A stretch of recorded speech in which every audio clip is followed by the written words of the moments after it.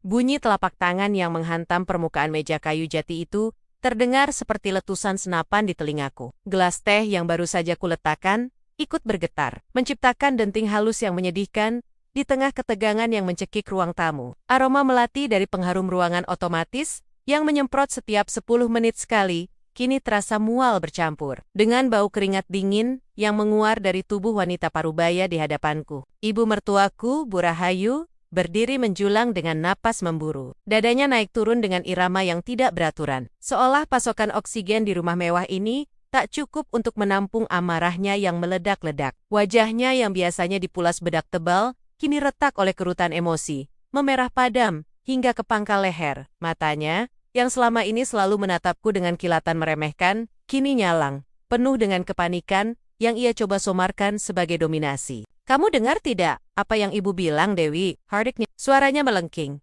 memantul-mantul di dinding ruang tamu yang tinggi. Aku masih duduk di sofa kulit berwarna krem itu, sofa yang kuhafal betul teksturnya, karena akulah yang memilihnya 3 tahun lalu. Tanganku bertaut di atas pangkuan, jemariku saling meremas pelan.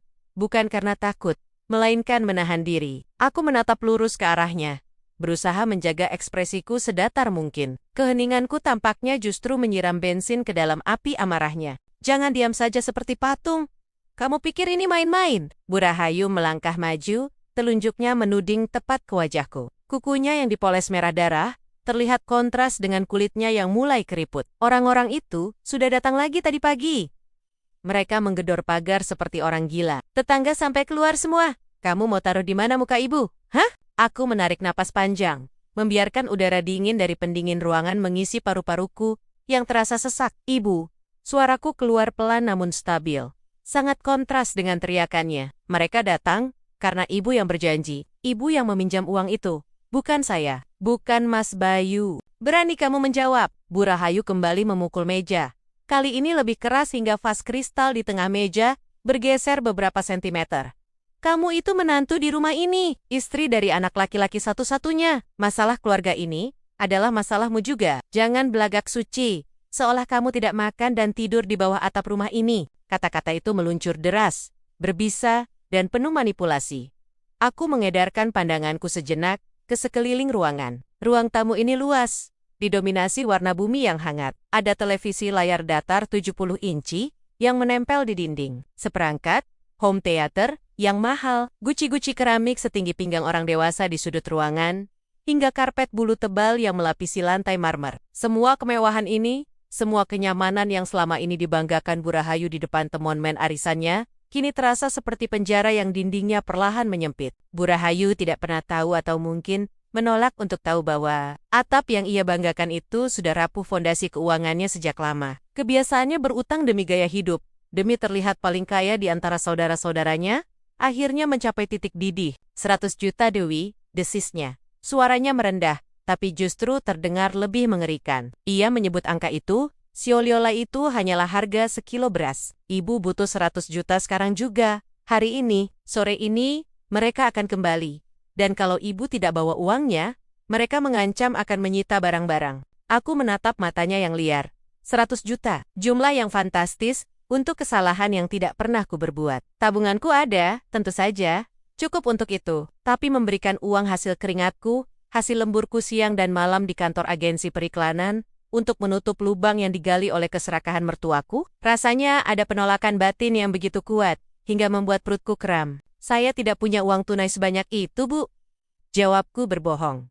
Atau lebih tepatnya, menolak memberikannya. Dan Mas Bayu juga gajinya hanya cukup untuk operasional bulanan kita. "Bohong!" teriak Bu Rahayu. Ia merogoh saku daster batiknya yang mewah, mengeluarkan secari kertas yang sudah lecek mungkin tagihan, atau surat ancaman dan melemparkannya ke wajahku. Kertas itu melayang tak tentu arah sebelum mendarat di karpet. "Kamu pikir ibu bodoh? Kamu baru dapat bonus proyek kan? Bayu cerita sama ibu minggu lalu. Jangan jadi istri yang kikir, Dewi. Suamimu itu anakku. Harta kalian itu milik keluarga juga." Logika yang berputar-putar itu membuat kepalaku berdenyut. Selalu begini. Saat senang, aku dianggap orang asing. Saat susah, hartaku diklaim sebagai milik bersama. Mas Bayu, suamiku yang terlalu penurut pada ibunya, pasti lagi-lagi keceplosan bicara soal keuanganku. Betapa naifnya dia. Atau mungkin betapa pengecutnya dia, yang sekarang entah bersembunyi di mana, membiarkan istrinya menjadi tameng hidup menghadapi singa betina yang terluka ini. Aku menatap kertas yang tergeletak di lantai, lalu kembali menatap Bu Rahayu. Itu uang untuk tabungan masa depan kami, Bu. Bukan untuk menutupi utang arisan atau pinjaman online, Ibu. Wajah Bu Rahayu berubah menjadi sesuatu yang menakutkan. Urat-urat lehernya menonjol keluar. Ia merasa terhina. Ia merasa otoritasnya sebagai matriark di rumah ini sedang ditantang oleh seorang menantu yang ia anggap hanya numpang hidup. Ia berjalan memutar, mendekatiku hingga bayangannya menutupi tubuhku yang masih duduk terpaku. Ia membungkuk sedikit, mendekatkan wajahnya ke wajahku. Bau napasnya yang asam menerpa hidungku. "Dengar baik-baik, Dewi," ucapnya dengan nada final yang dingin, seolah hakim yang sedang menjatuhkan vonis mati. Suasana hening seketika. Bahkan suara detak jam dinding antik di sudut ruangan terdengar begitu nyaring, seirama dengan detak jantungku yang memburu. "Ibu tidak mau tahu caramu bagaimana. Cairkan depositomu, jual perhiasanmu, atau pinjam ke orang tuamu. Pokoknya 100 juta harus ada di meja ini sebelum jam 5 sore. Ia menegakkan tubuhnya kembali, melipat tangan di dada dengan angkuh. Dagunya terangkat tinggi, menatapku dengan tatapan merendahkan, yang sudah menjadi makananku sehari-hari selama 5 tahun pernikahan ini. "Kalau tidak," tanyaku lirih. Sudut bibir Bu Rahayu terangkat, membentuk senyum sinis yang miring. Ia merasa menang karena aku bertanya. Ia pikir aku mulai goyah. "Kalau tidak," katanya dengan penekanan di setiap suku kata, "angkat kakimu dari rumah ini. Detik ini juga, bawa baju-bajumu yang murah itu dan pergi. Jangan pernah injakkan kakimu di sini lagi, sampai kamu sadar siapa yang punya kuasa di rumah ini. Bayar utangku 100 juta, atau keluar dari rumah ini." Ultimatum itu menggantung di udara. Berat, padat, dan tak terelakkan. Aku terdiam mencerna kalimat itu. Keluar dari rumah ini. Mataku kembali menyapu sekeliling ruangan. Aku melihat gorden sutra yang menjuntai indah menutupi jendela besar gorden yang kupesan khusus dari pengrajin di Solo. Aku melihat lukisan abstrak yang tergantung di dinding utara lukisan yang kubeli dari lelang amal 2 tahun lalu. Aku merasakan empuknya sofa tempatku duduk. Bu Rahayu masih berdiri di sana, menatapku dengan sorot mata menantang. Menanti aku bersimpuh di kakinya, memohon ampun, dan menyerahkan buku tabunganku seperti menantu yang patuh. Dia mengharapkan air mata. Dia mengharapkan histeria. Dia mengharapkan aku memelas agar tidak diusir dari istananya. Namun, ada sesuatu yang aneh terjadi di dalam dadaku. Rasa takut yang tadi sempat mencengkeram lambungku perlahan memudar, digantikan oleh sebuah perasaan lain. Sebuah perasaan ringan yang aneh, seperti beban bertentan yang tiba-tiba diangkat dari pundakku. Ultimatum itu bukanlah ancaman. Bagiku, saat detik demi detik berlalu dalam keheningan itu, ultimatum itu terdengar seperti kunci yang membuka pintu penjara. Aku menatap Bu Rahayu, tepat di manik matanya. Tidak ada lagi keraguan, tidak ada lagi rasa hormat palsu yang dipaksakan. Kilatan tekad mulai menyala di mataku. Sesuatu yang mungkin belum pernah dilihat oleh mertuaku sebelumnya. Dia pikir dia sedang memojokkan seekor tikus. Padahal tanpa sadar, dia baru saja membangunkan sesuatu yang jauh lebih berbahaya. Bibirku sedikit terbuka, siap untuk memberikan jawaban yang akan mengubah segalanya. Gema, teriakan Bu Rahayu masih memantul di dinding-dinding ruang tamu yang bercat krem itu. Seolah-olah, butir-butir debu pun ikut gemetar ketakutan. "Bayarkan utangku 100 juta atau keluar dari rumah ini."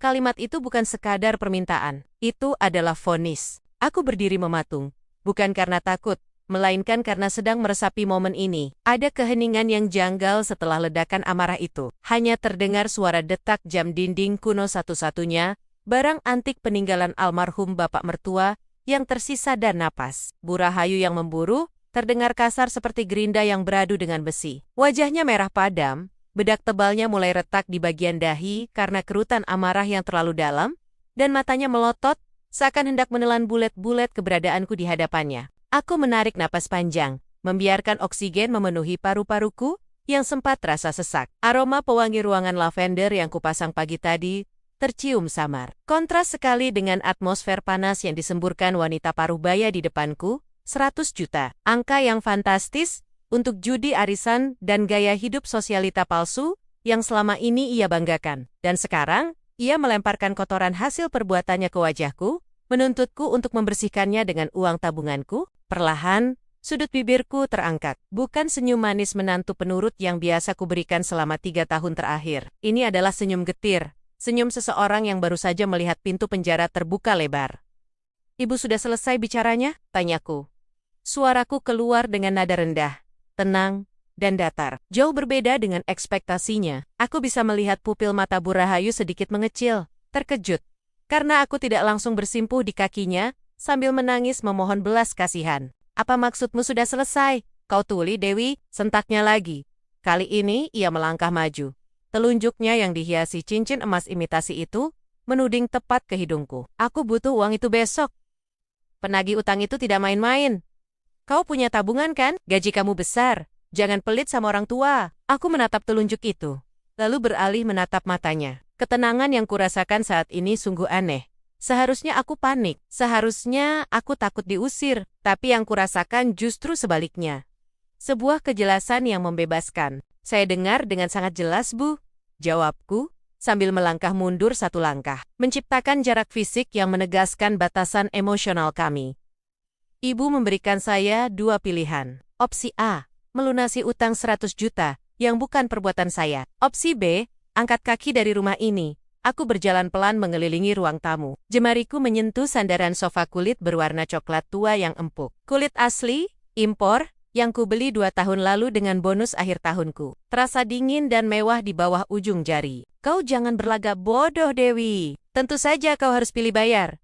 Rumah ini rumah anakku. Kau mau tinggal di mana kalau bukan di sini? Bu Rahayu tertawa sinis. Suara tawanya sumbang dan meremehkan. Kau pikir suamimu akan membelamu? Dia itu anakku. Dia akan patuh padaku. Kata-katanya memang benar. Mas Bayu adalah pria yang baik.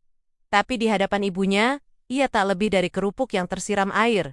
Lembek, tak punya pendirian. Mengandalkan Mas Bayu untuk membelaku adalah hal yang mustahil. Dan aku sudah berhenti berharap sejak tahun pertama pernikahan kami. Aku berhenti tepat di depan televisi LED 60 inci yang menempel megah di dinding. Layarnya hitam mengkilap, memantulkan bayangan kami berduaku yang berdiri tegak, dan Bu Rahayu yang terlihat seperti nenek sihir yang kehilangan tongkatnya. Bu Rahayu, panggilku. Kali ini tanpa imbel-imbel nada hormat yang biasa kubuat-buat. Aku membalikkan badan, menatapnya tajam. 100 juta itu bukan uang kecil. Itu hasil kerja keras saya selama bertahun-tahun. Bangun pagi, pulang malam, lembur di akhir pekan. Sementara ibu menghabiskannya untuk pamer di depan monumen arisan ibu, yang bahkan tidak peduli jika ibu mati besok. Kurang ajar kau. Bu Rahayu mengangkat tangannya, hendak menampar. Namun, aku tidak bergeming. Mataku menyorot dingin, seolah menantangnya untuk mendaratkan tangan itu. Coba saja. Bisik, sentuh saya sekali saja. Dan urusan ini akan pindah ke kantor polisi. Bukan sekadar urusan rumah tangga. Tangannya berhenti di udara. Gemetar.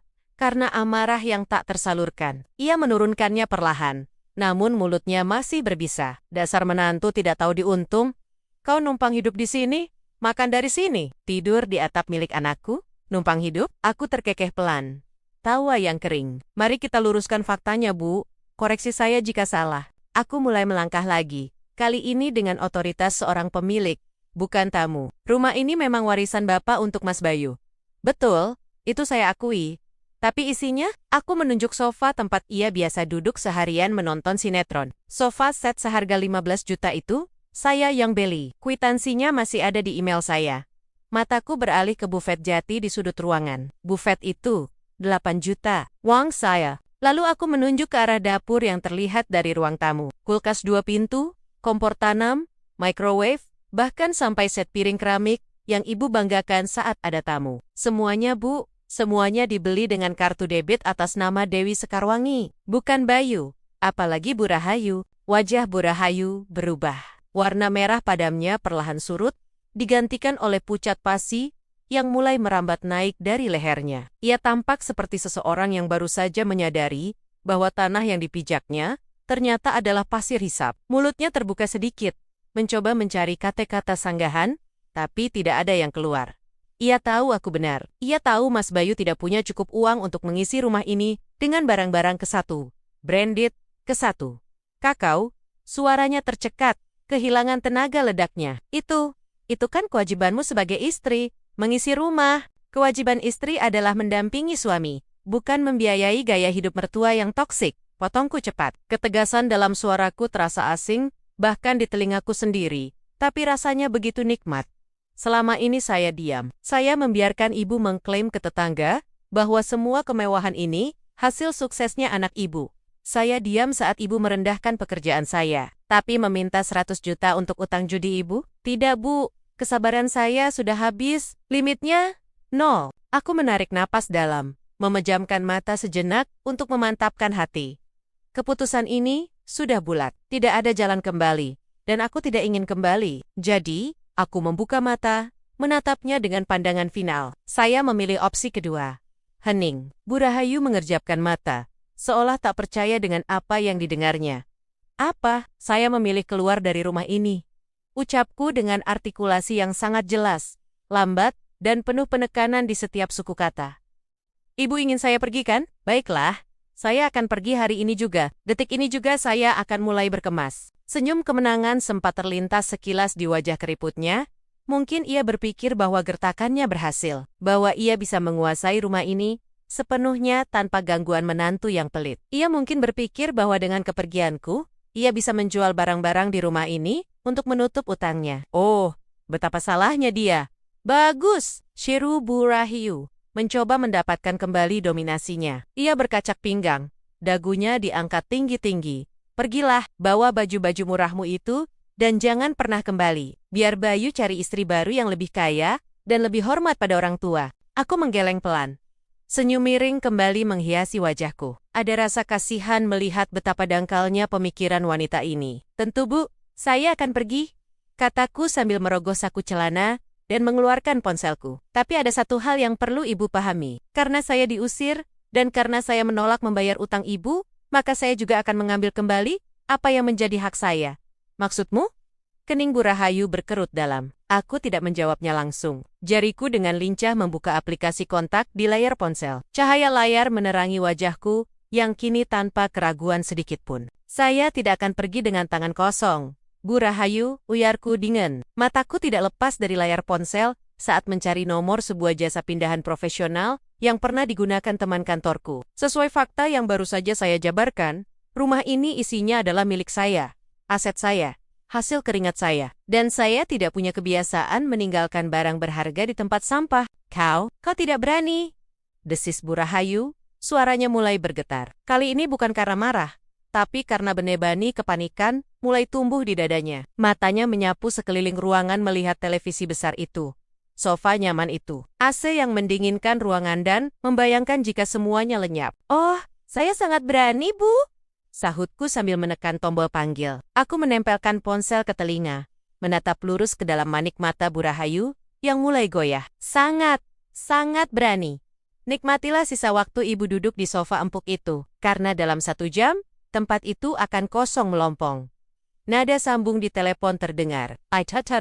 Bu Rahayu mundur selangkah, kakinya menabrak meja kopi kaca yang juga milikku. Bunyi beradu itu terdengar nyaring di keheningan yang mencekam. Ia tampak ingin berteriak, ingin melarang, tapi logika dan fakta kepemilikan barang membungkamnya. Ia sadar, tanpa barang-barang ini, rumah ini hanyalah bangunan tua, dengan cat mengelupas, dan utang yang menumpuk.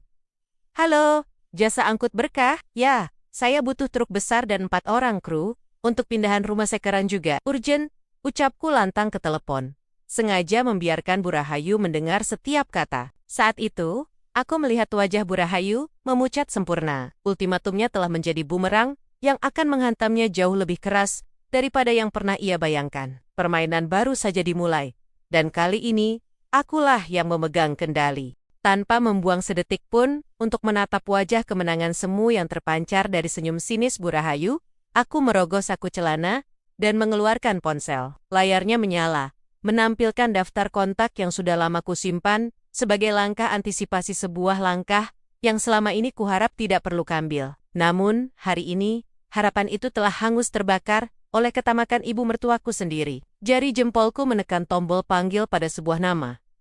Jasa Pindahan Ekspres. Halo, Pak Surya, ini Dewi, ucapku ke sambungan telepon. Suaraku terdengar datar, tanpa getar emosi sedikit pun. Aku sengaja mengeraskan volume suaraku agar wanita parubaya yang duduk di sofa itu bisa mendengar setiap suku kata. Yah, Sesuai pembicaraan kita bulan lalu, saya butuh truk besar dan 4 kru sekarang juga. Alamatnya masih sama. Ya, paket prioritas. Saya bayar 2 kali lipat asal Bapak sampai dalam 15 menit. Aku memutus sambungan telepon dan memasukkan kembali ponsel ke saku. Bu Rahayu tertawa renyah, suara yang biasanya membuat dadaku sesak, kini hanya terdengar seperti kaset rusak di telingaku. Ia menyilangkan kakinya di atas meja kopi kaca meja, yang kubeli dengan gaji pertamaku setelah promosi jabatan 2 tahun lalu. Sandiwara apa lagi ini, Wi? Cibirnya sambil meraih toples kue kering. Mau panggil taksi? Atau mau lapor suami kamu? Percuma. Raka itu anakku. Dia pasti lebih membela ibunya daripada istri yang tidak tahu diuntung sepertimu. Aku tidak menjawab. Aku hanya berdiri mematung di dekat ambang pintu, menghitung detik dalam keheningan yang mencekam. Mataku menyapu seisi ruang tamu. Ruangan ini adalah mahakaryaku. Wallpaper krem bertekstur, lampu gantung kristal yang memendarkan cahaya hangat, hingga karpet bulu tebal yang terasa lembut di kaki. Setiap inci dari kenyamanan yang dinikmati Bu Rahayu, setiap hari adalah hasil keringatku yang menetes saat lembur hingga larut malam. 15 menit berlalu dengan lambat, diisi oleh suara kunyahan kue Bu Rahayu yang sengaja dikeraskan. Namun, ketenangannya terusik ketika suara gemuruh mesin diesel terdengar mendekat. Disusul bunyi desis rem angin yang tajam. Ciit, cahaya matahari yang masuk dari jendela depan tiba-tiba terhalang. Sebuah bayangan besar menutupi pekarangan. Bu Rahayu menghentikan kunyahannya. Keningnya berkerut. Suara apa itu? Berisik sekali, gerutunya. Sebelum ia sempat beranjak, pintu depan yang sengaja kubiarkan terbuka lebar, kini dipenuhi oleh sosok 4 pria berseragam biru tua.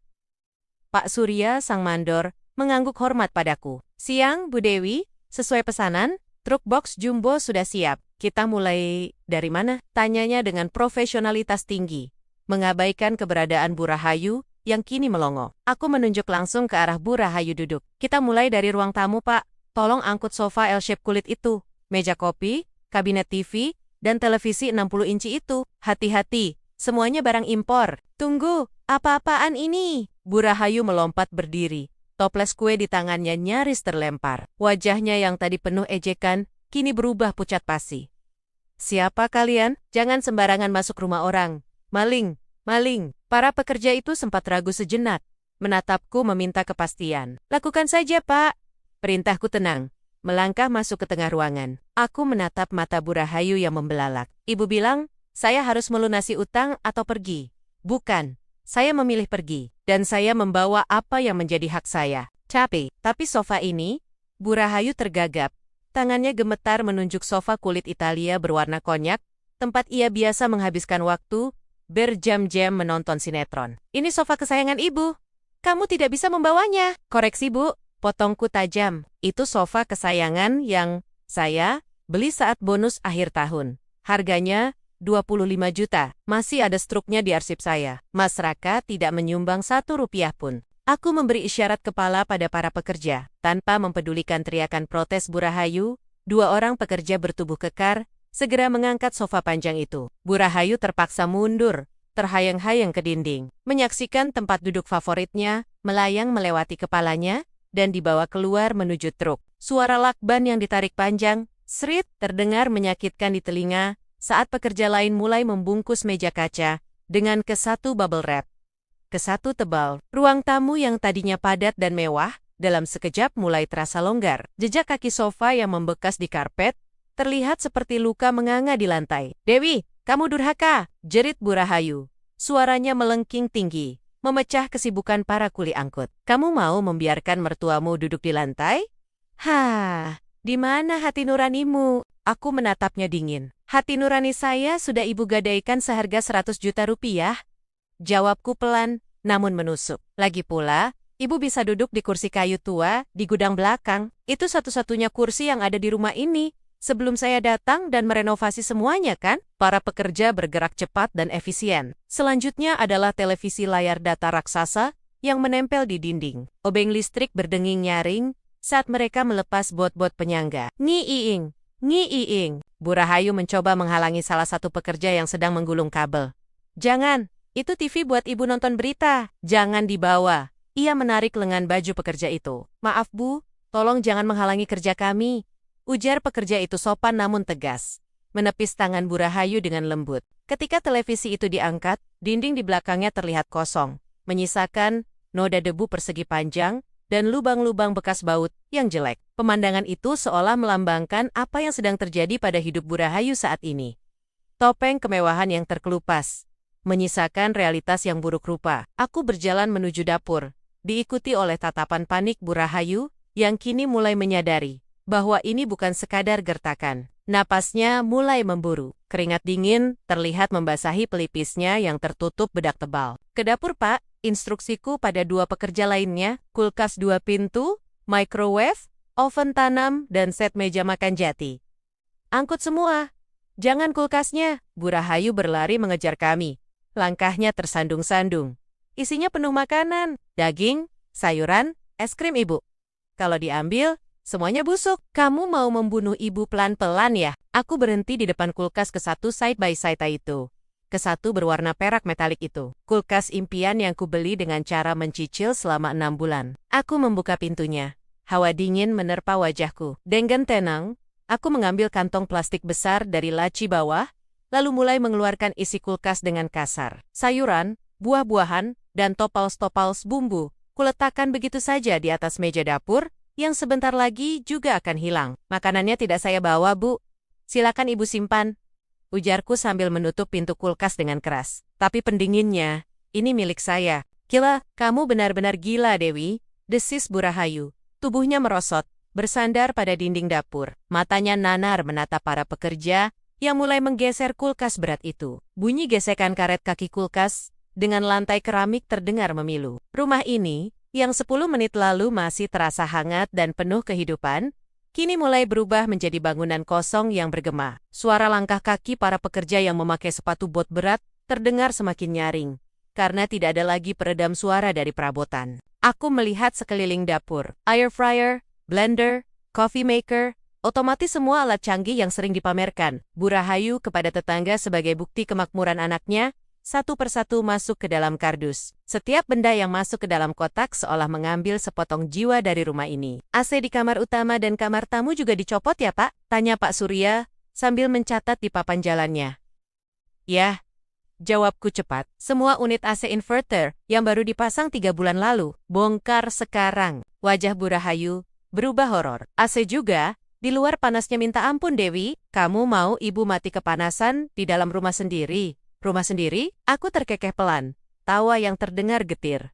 Kalau ini rumah Ibu, kenapa isinya barang saya semua? Mulai sekarang, Ibu bisa menikmati rumah sendiri ini apa adanya, tanpa embel-embel kemewahan yang bukan hak Ibu. Aku melangkah kembali ke ruang tengah yang kini sudah melompong. Gema suaraku memantul di dinding-dinding kosong. Rasanya aneh, ada kepuasan yang menjalar di dada, namun bercampur dengan rasa sakit yang tak terlukiskan. Aku tidak pernah membayangkan pernikahan ini akan berakhir dengan aku mempreteli isi rumah seperti pencuri di siang bolong. Tapi melihat kepanikan yang mulai merayapi wajah sombong ibu mertuaku, aku tahu aku tidak punya pilihan lain. Ini adalah satu-satunya bahasa yang ia mengerti. Di luar, suara pintu truk ditutup berdebam. 1 ritase, sudah penuh. Truk kedua akan segera datang untuk barang-barang di kamar tidur, lapor salah satu pekerja. Aku mengangguk. Mataku bertemu dengan mata Bu Rahayu, yang kini berdiri sendirian di tengah ruang tamu yang kosong. Tidak ada sofa untuknya duduk, tidak ada TV untuk mengalihkan perhatiannya. Hanya lantai keramik dingin dan dinding bisu. Ia tampak kecil, tua, dan untuk pertama kalinya sejak aku mengenalnya ia terlihat ketakutan. Ketakutan yang nyata karena menyadari benteng kenyamanannya sedang diruntuhkan, bata demi bata.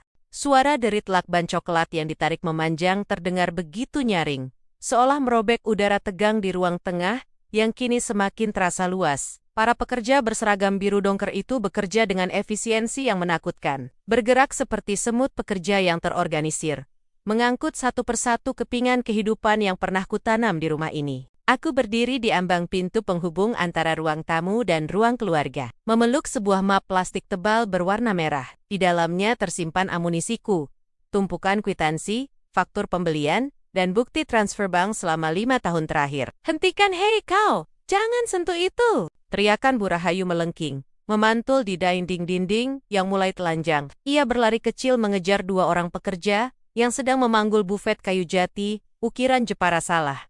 Satu benda kebanggaannya saat arisan. Buffet itu berat, kokoh, dan tentu saja mahal. Aku ingat betul bagaimana aku harus menyisihkan bonus tahunanku 3 tahun lalu hanya karena ibu merengek ingin ruang tamunya terlihat berkelas. "Bu, tolong minggir," ucap salah satu pekerja dengan sopan, namun nada suaranya menyiratkan ketidaksabaran. Beban di pundak mereka bukan kapas. "Tidak, ini rumahku, ini barangku." Bu Rahayu merentangkan kedua tangannya, berusaha menghalangi jalan menuju pintu keluar. Tubuhnya yang biasanya tegap penuh wibawa, kini tampak ringkih dan gemetar. Wajahnya pucat pasi, keringat dingin mulai membasahi dahi dan lehernya, merusak bedak tebal yang ia pakai sejak pagi. Aku menghela napas panjang, menghirup aroma debu yang berterbangan aroma dari sadit-sadit rumah yang selama ini tertutup rabot. Dengan langkah tenang, aku menghampiri keributan itu. "Minggir, Bu," kataku pelan. Suaraku datar, tanpa emosi yang meledak-ledak, namun cukup tajam untuk membuat Bu Rahayu menoleh.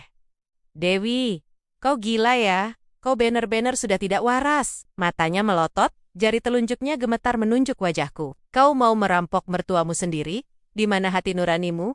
"Hah?" Aku membuka map merah di tanganku, membalik beberapa halaman dengan gerakan santai, lalu menarik selembar kertas faktur yang sudah agak menguning, namun tintanya masih terbaca jelas. Buffet Jati Jepara, Grade A, dibeli tanggal 12 Maret tahun 2021. Pembayaran lunas via transfer BCA, atas nama Dewi Anindya. Bacaku dengan intonasi, seperti seorang guru yang sedang mengabsen murid. Aku menyodorkan kertas itu ke depan wajahnya. "Mau lihat bukti mutasi rekeningnya juga, Bu? Atau Ibu mau aku panggilkan polisi untuk menjelaskan konsep hak milik?" Bu Rahayu ternganga. Ia menatap kertas itu, lalu menatap Buffet yang kini perlahan melewati tubuhnya, karena para pekerja memanfaatkan kelengahannya untuk terus bergerak. Tapi itu sudah ada di sini, bertahun-tahun," sergahnya. Suaranya mulai terdengar putus asa. Argumennya tidak lagi logis, hanya emosional. Dan selama bertahan-tahan itu pula ibu menikmatinya, memamerkannya, tanpa pernah mengucapkan terima kasih, balasku dingin. Aku memberi isyarat pada kepala regu pindahan. "Lanjutkan, Pak. Angkut semuanya, jangan ada yang tertinggal, termasuk karpet Persia di bawah kaki ibu." Bu Rahayu melompat mundur seolah lantai di bawahnya mendadak berubah menjadi bara api saat dua pekerja lain mulai menggulung karpet merah marun yang tebal itu. Debu halus mengepul saat karpet diangkat, meninggalkan jejak persegi panjang yang lebih terang pada ubin lantai yang kusam.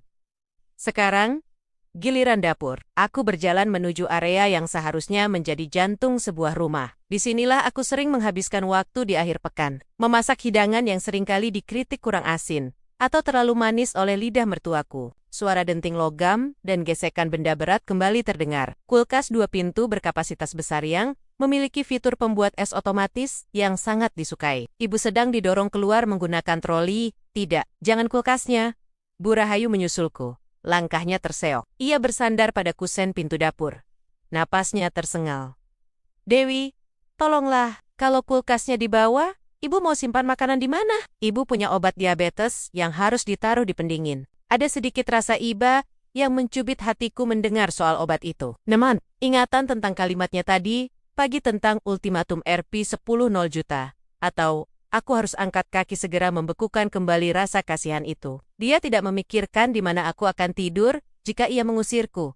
Jadi mengapa aku harus memikirkan di mana ia menyimpan obatnya? Ibu masih punya kulkas 1 pintu yang lama di gudang belakang, kan? "Yang ibu bilang jelek dan kampungan itu?" tanyaku tanpa menoleh. Sibuk mengawasi pekerja yang sedang melepas instalasi, microwave, tanam dan oven listrik. "Itu sudah rusak. Freonnya bocor," jeritnya histeris. "Kalau begitu, perbaiki. Uang 100 juta yang ibu pakai untuk gaya hidup itu, pasti masih ada sisanya sedikit untuk servis kulkas, bukan?" Sindiranku meluncur mulus. Wajah Bu Rahayu memerah padam, campuran antara malu dan amarah yang tak terlampiaskan. Ia menyaksikan dengan tatapan kosong saat kompor induksi yang tertanam di kitchen set dicungkil keluar. Dapur yang tadinya mewah, penuh dengan peralatan elektronik canggih, kini perlahan berubah menjadi sekumpulan lemari kayu kosong yang melompong. Bahkan dispenser air galon bawah yang praktis itu pun ikut diangkut. Kini, rumah itu mulai terasa asing. Tanpa perabotan, suara langkah kaki kami menghasilkan gema yang mengerikan. Setiap sudut ruangan yang kosong seolah memantulkan kembali kesunyian yang mencekam. Dinding-dinding ruang tamu yang tadinya tertutup lukisan jam dinding besar, dan hiasan dinding kini hanya menyisakan paku-paku beton yang menancap sepi dan noda bayangan debu berbentuk persegi. Suhu udara terasa lebih panas. AC,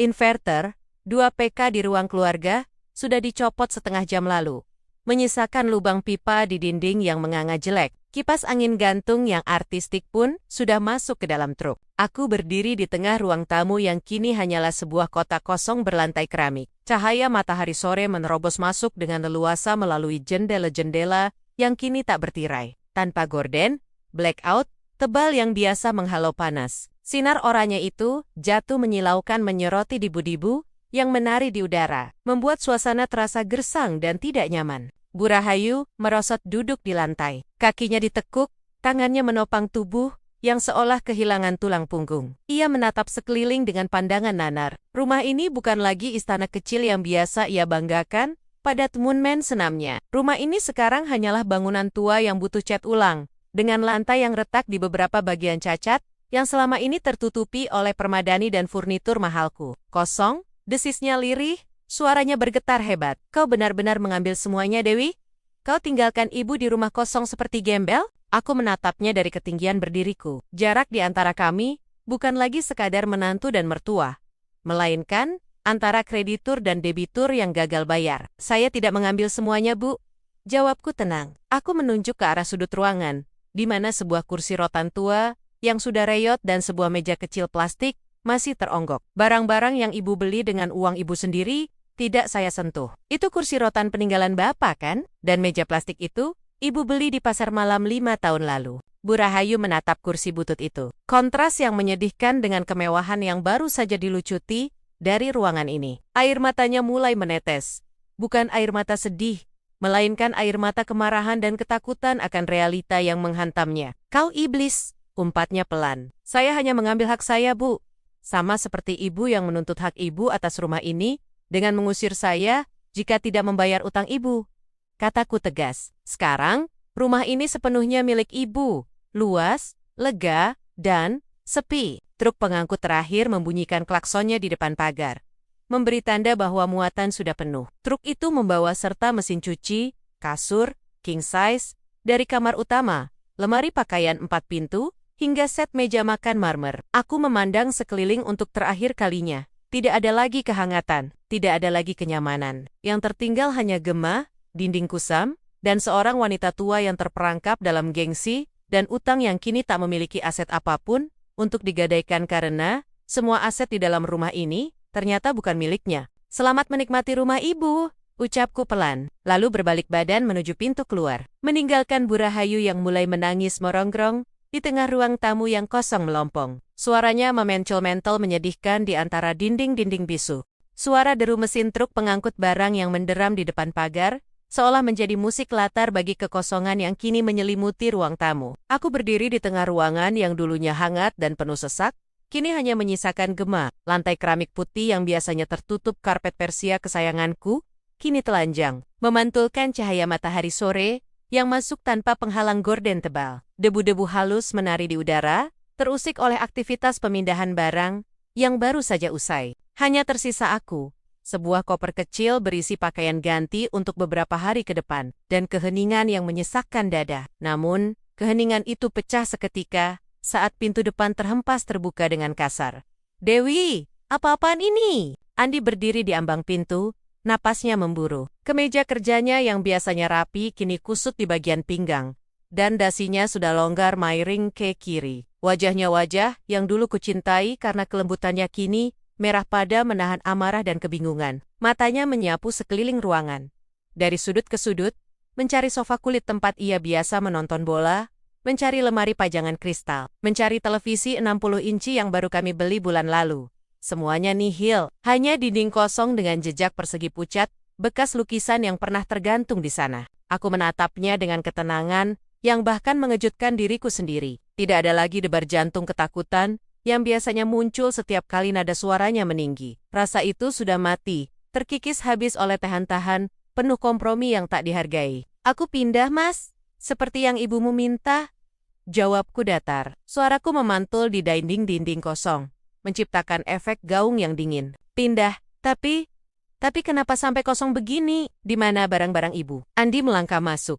Suaranya bergetar antara marah dan panik. Langkah kakinya terdengar begitu keras di lantai tanpa alas. Sebelum aku sempat menjawab, sosok Bu Rahayu muncul dari arah dapur satu-satunya ruangan yang pintunya masih terpasang. Penampilannya berantakan, jauh dari citra wanita sosialita yang selalu ia banggakan. Rambutnya yang biasanya disasak tinggi kini lepek dan mencuat ke berbagai arah. Wajahnya basah oleh air mata dan keringat. "Andi!" serunya histeris. Langsung menghambur memeluk lengan anak laki-lakinya.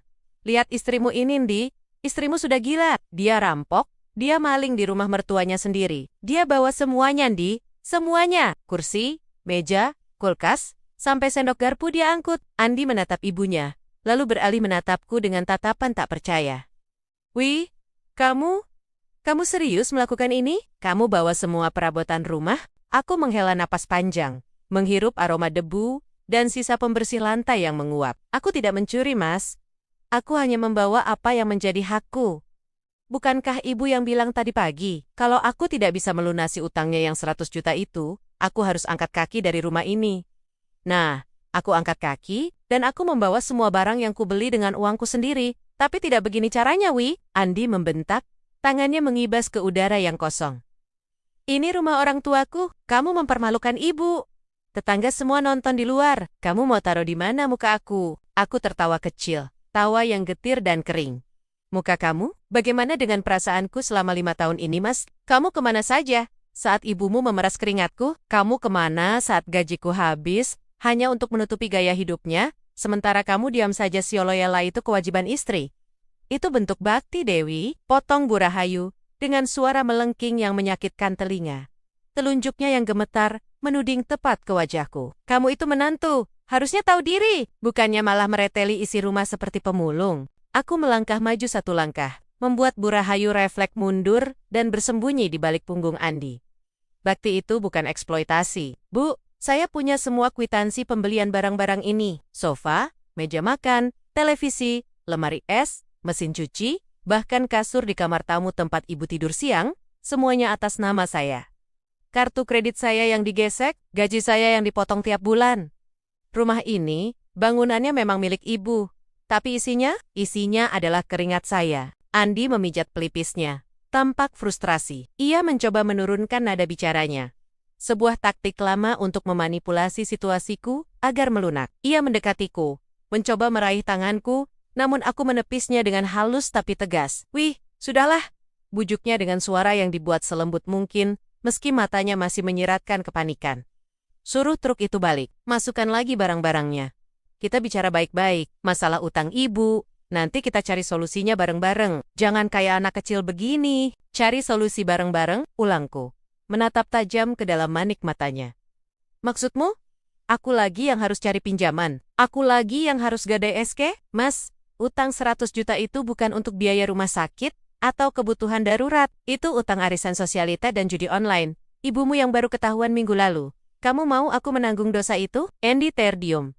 Mulutnya terbuka sedikit, namun tidak ada kata yang keluar. Ia tahu aku benar. Selalu tahu. Tapi ia terlalu pengecut untuk mengakui kebobrokan ibunya. "Dan soal anak kecil," lanjutku. Suaraku mulai bergetar. Bukan karena sedih, tapi karena luapan emosi yang akhirnya menemukan jalan keluar. "Anak kecil tidak akan bertahan 5 tahun disiksa secara mental seperti ini. Aku sudah dewasa, Mas. Sangat dewasa. Makanya aku mengambil keputusan logis. Ibu mengusirku jika aku tidak bayar. Oke, aku pergi. Tapi, aku tidak akan meninggalkan asetku untuk dinikmati oleh orang yang bahkan tidak pernah menganggapku manusia." "Terus ibu mau tidur di mana malam ini?" "Di lantai," Bu Rahayu menjerit. Air matanya kembali tumpah, kali ini bercampur dengan kemarahan yang meledak-ledak. "Dasar wanita ular, tidak punya hati. Ibu masih punya lantai, kan?" Tanyaku dingin. "Masih ada atap kan? Masih ada dinding? Bersyukurlah, banyak orang di luar sana tidak punya rumah. Barangnya memang tidak ada, karena pemilik barangnya sudah diusir." Aku merogoh tas tanganku, mengeluarkan sebuah amplop coklat tebal berisi salinan fotokopi, semua bukti kepemilikan, barang dan surat pernyataan yang sudah kutandatangani di atas materai, bahwa aku hanya membawa barang milikku. Kulemparkan amplop itu ke lantai, tepat di dekat kaki Andi. Bunyi plak saat amplop itu menghantam keramik, terdengar begitu nyaring di ruangan kosong ini. "Itu, Buktinya, kalau ibu atau Mas Andi mau lapor polisi, silakan. Aku siap. Pengacaraku juga siap. Ucapku final. Andi menatap amplop itu, lalu menatapku dengan pandangan nanar. Wih, kamu benar-benar mau pergi? Meninggalkan aku? Meninggalkan pernikahan kita?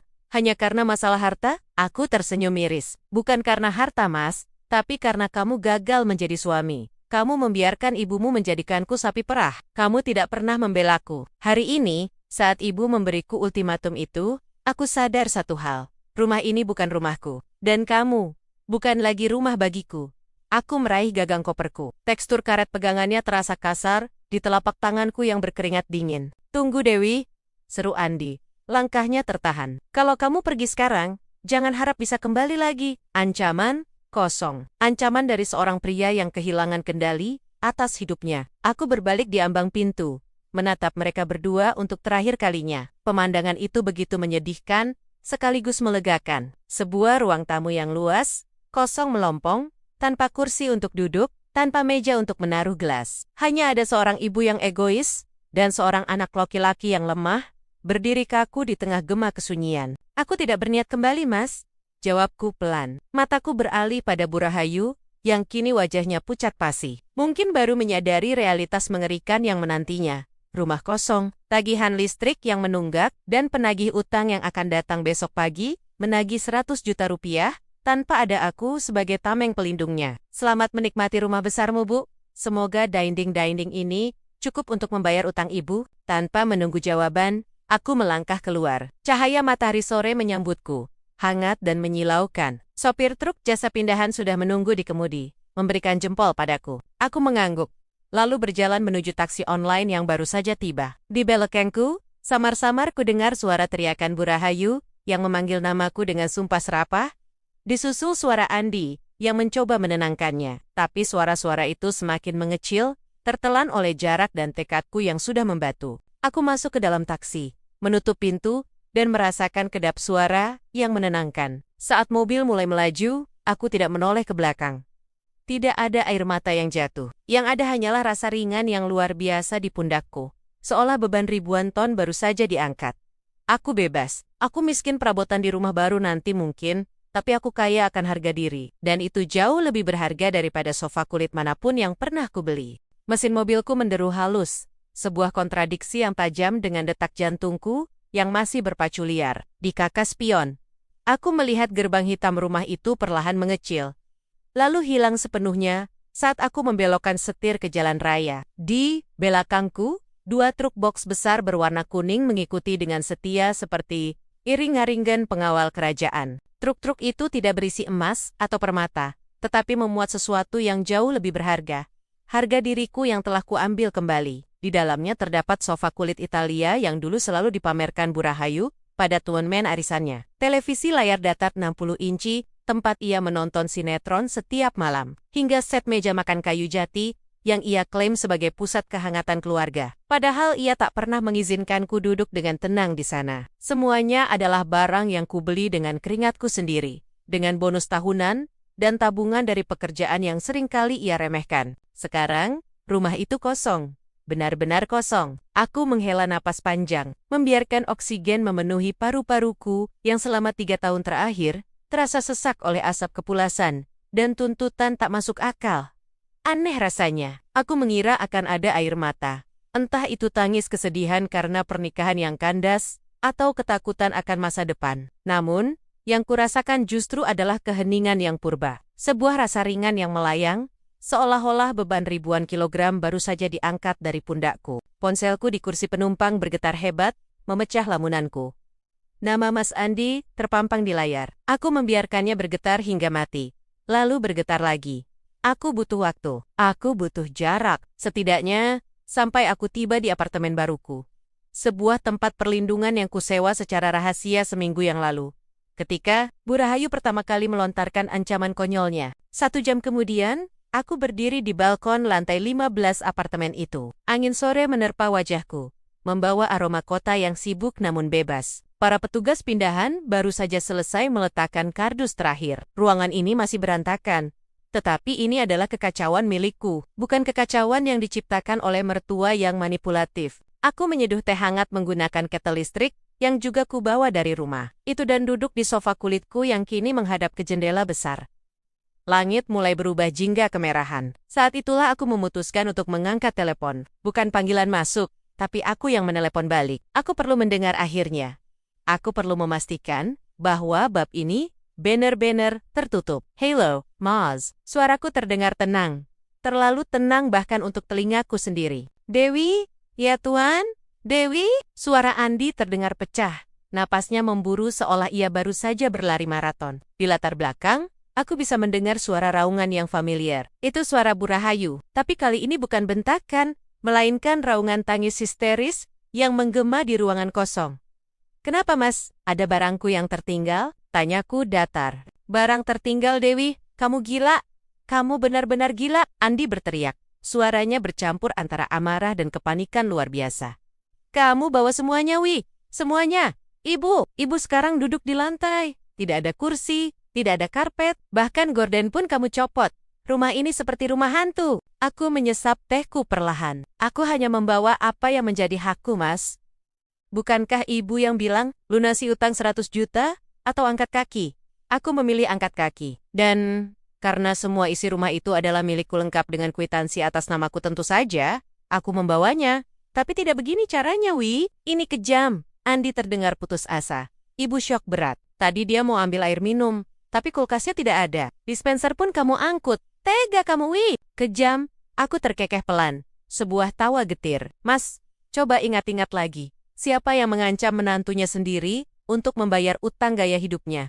Siapa yang bilang aku cuma numpang? Sekarang aku sudah tidak numpang. Dan aku bawa fasilitas yang aku sediakan. Adil kan? Tiba-tiba, suara keributan lain terdengar dari ujung telepon. Suara gedoran keras pada pagar besi. Duk, dak, dak. Suaranya begitu keras, hingga menembus speaker ponsel. Andy, suara Bu Rahayu terdengar melengking, mendekat ke arah ponsel Andi. Itu siapa di depan? Andi, jangan buka pagarnya. Halo Mas, panggilku. Wi, tolong. Suara Andi merendah, berubah menjadi bisikan penuh ketakutan. Mereka datang penagih utang itu. Mereka ada di depan gerbang. Ada 3 orang, Wi. Badannya besar-besar. Mereka teriak-teriak memanggil nama ibu. Jantungku berdesir, bukan karena takut, tapi karena realitas yang menghantam. Konsekuensi itu nyata. Itu bukan urusanku lagi, Mas. Jawabku dingin. Dewi, aku mohon. Andi mulai menangis. Mereka bawa balok kayu. Mereka bilang kalau tidak bayar hari ini, mereka akan mengacak-acak rumah. Tapi tidak ada yang bisa diacak-acak di sini. Rumah ini kosong. Mereka pasti akan mengincar ibu. Mas punya gaji kan? Mas anak laki-laki nih ya, ujarku. Menolak untuk luluh. Gunakan gajimu. Atau jual motor sport kesayanganmu itu. Atau biarkan ibu menjual perhiasan-perhiasannya yang selama ini dia banggakan di depan saudara-saudaranya. Perhiasannya palsu, Wi. Sebagian besar imitasi. Andi berteriak. Membongkar aib yang selama ini tertutup rapat. Uangnya habis untuk arisan dan judi online. Wi, aku tidak punya 100 juta sekarang juga. Tolonglah, transfer dulu. Nanti kami ganti. Demi keselamatan ibu. Aku memejamkan mata, membayangkan wajah Bu Rahayu. Wajah yang selalu menatapku dengan jijik. Wajah yang menanjuk-nanjuk hidungku kemarin sore. Tidak, Mas. Tegasku. Dewi, kamu mau membiarkan mertuamu mati dipukuli preman. Aku tidak mendoakan hal buruk pada ibu, Mas. Tapi aku sudah selesai menjadi sapi perah. Uangku adalah hasil kerja kerasku. Untuk masa depanku. Bukan untuk menambah lubang yang ibu gali sendiri. Aku menarik napas dalam, memantapkan hati. Bilang pada ibu, selamat menikmati rumah besarnya. Sekarang dia punya banyak ruang kosong untuk merenung. Dewi, jangan tutup. Dewi. Suara gedoran di seberang sana makin keras, disertai teriakan kasar para penagih utang yang menuntut pembayaran. Keluar, Bu Rahayu, jangan sembunyi. Kami tahu ibu di dalam. Suara teriakan preman itu terdengar samar namun mengerikan. Dewi, tolong, jerit Bu Rahayu. Suaranya kini terdengar jelas di dekat ponsel. Penuh teror. Runtuh sudah segala arogansinya. Ibu minta maaf, Wi. Ibu khilaf. Bayarkan dulu, Wi. Nanti ibu sujud di kakimu. Jangan biarkan mereka masuk. Permintaan maaf itu terdengar nyaring. Tapi terasa hampa. Itu bukan penyesalan, itu ketakutan. Jika aku membayarnya sekarang, siklus itu akan berulang besok, lusa, dan selamanya. Maaf Bu, rekening saya sudah saya tutup untuk ibu. Semoga ibu bisa menyelesaikannya dengan cara dewasa. Selamat tinggal, Mas Andi. Surat cerai akan dikirim pengacaraku minggu depan. Aku menekan tombol merah di layar ponsel. Sambungan terputus. Keheningan kembali menyelimuti apartemen baruku. Namun kali ini, rasanya berbeda. Tidak ada lagi beban. Tidak ada lagi rasa bersalah yang dipaksakan. Aku meletakkan ponsel di atas meja kaca. Di luar, matahari telah benar-benar tenggelam, digantikan oleh gemerlap lampu kota Jakarta yang berkedip-kedip, seperti ribuan mata yang mengawasiku. Aku sendirian, tapi aku tidak kesepian. Aku membayangkan Bu Rahayu di rumah besar itu duduk di lantai keramik yang dingin, tanpa sofa empuk untuk menyangga punggungnya, tanpa TV untuk mengalihkan perhatiannya, dikepung oleh kegelapan, karena mungkin sebentar lagi listrik akan diputus, dan diiringi oleh teriakan penagih utang di depan pagar. Rumah itu kini hanyalah cangkang beton yang dingin, persis seperti hati pemiliknya selama ini. Aku mengambil cangkir tehku yang masih hangat, berjalan kembali ke balkon. Angin malam menyapu rambutku. Untuk pertama kalinya dalam 3 tahun, aku bisa bernapas tanpa rasa takut salah bicara. Untuk pertama kalinya, uang di rekeningku adalah milikku sepenuhnya. Selamat menikmati konsekuensinya, Bu, bisikku pada angin malam. Aku menyesap tehku. Rasanya manis, hangat, dan menenangkan. Rasa sebuah kebebasan yang mahal, namun setimpal dengan harganya. Ini adalah akhir dari sebuah mimpi buruk, dan awal dari hidupku yang sesungguhnya.